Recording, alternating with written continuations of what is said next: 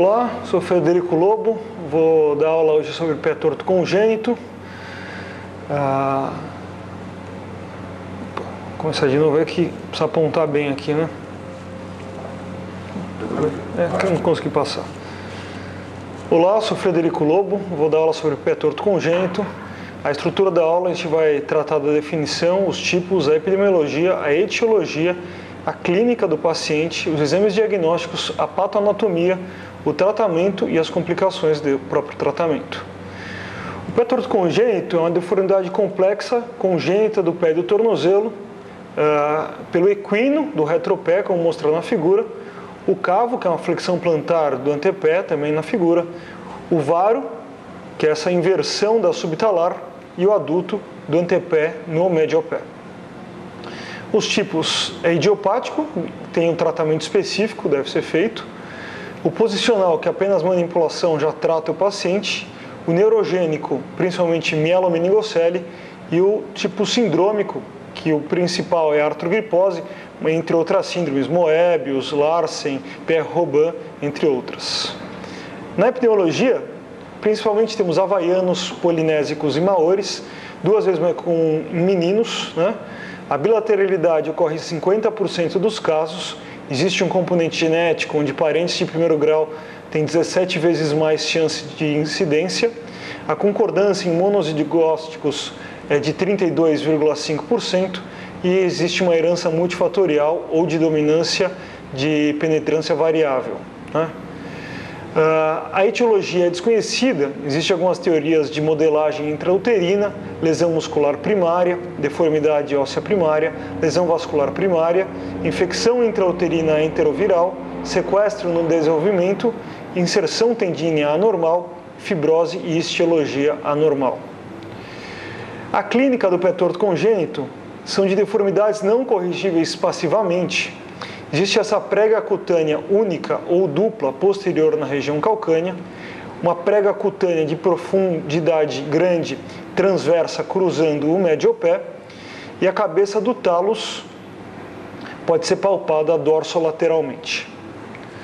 O pé e a panturrilha normalmente são menores que o lado contralateral, como mostrado na figura. Sempre deve-se descartar alterações sindrômicas e neurogênicas. Existem diversas classificações de gravidade dessas alterações, mas nenhuma é de boa qualidade.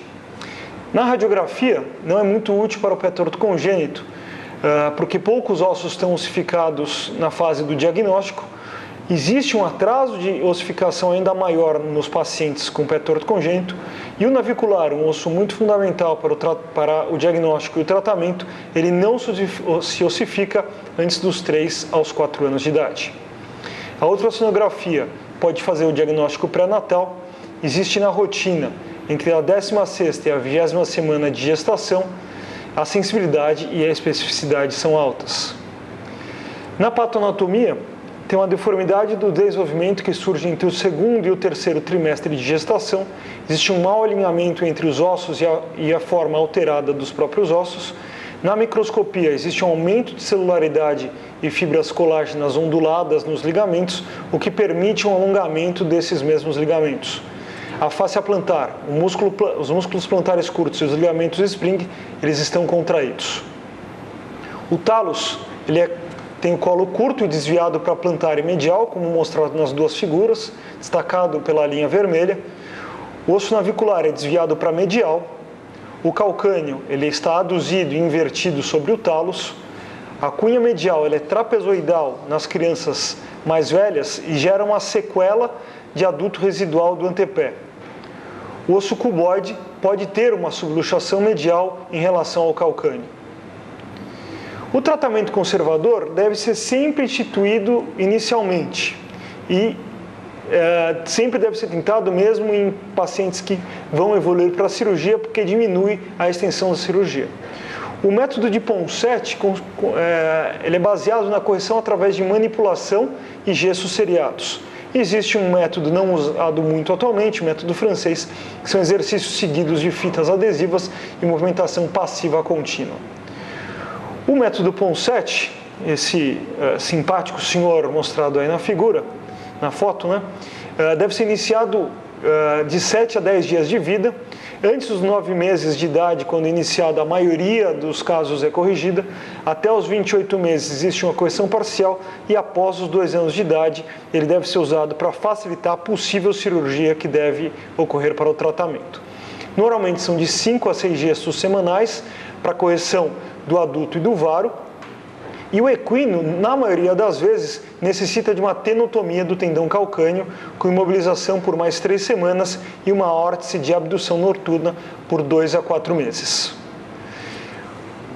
Os gessos seriados, a primeira coisa a se fazer é a dorsiflexão do primeiro raio, com fulcro na cabeça do talos, alongando a fáscia plantar e destravando a talonavicular, gerando uma redução do cavo. O segundo a se fazer, como mostrado na figura, é a abdução do antepé, mais a eversão do retropé em torno do complexo subtalar. O terceiro é a dorsiflexão do retropé. A tenotomia do tendão calcâneo, somente quando a abdução completa do calcâneo sob o talos, existindo uma palpação lateral do processo anterior do calcâneo. É feita com anestesia local, geralmente de 1,5 centímetro acima do calcâneo, com o pé em dorsiflexão máxima, ganhando geralmente de 15 a 20 graus de dorsiflexão. O gesso deve ser feito com o pé abduzido de 60 a 70 graus, em posição de hipercorreção, mantido por 3 semanas. Depois disso, a gente retira o gesso e faz a órtese. No caso de pé torto congênito unilateral, você deixa 65 a 75 graus de rotação externa do lado tratado e 30 graus no lado normal. Nos casos bilaterais, 70 graus de rotação externa em ambos os lados. A barra da órtese deve ter uma distância entre os pés igual à largura dos ombros e a convexidade de 5 a 10 graus para distal, mantendo os pés em dorsiflexão.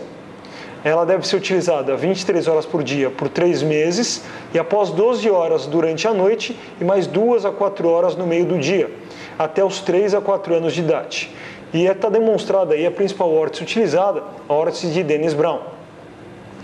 Os erros no tratamento é a pronação ou eversão do pé, com piora da deformidade do cavo, o calcâneo fica aduzido, invertido e travado sobre o talos. Então não deve-se fazer a pronação e eversão do pé inicialmente. Pode ter a rotação externa do pé enquanto o calcâneo ainda está varo.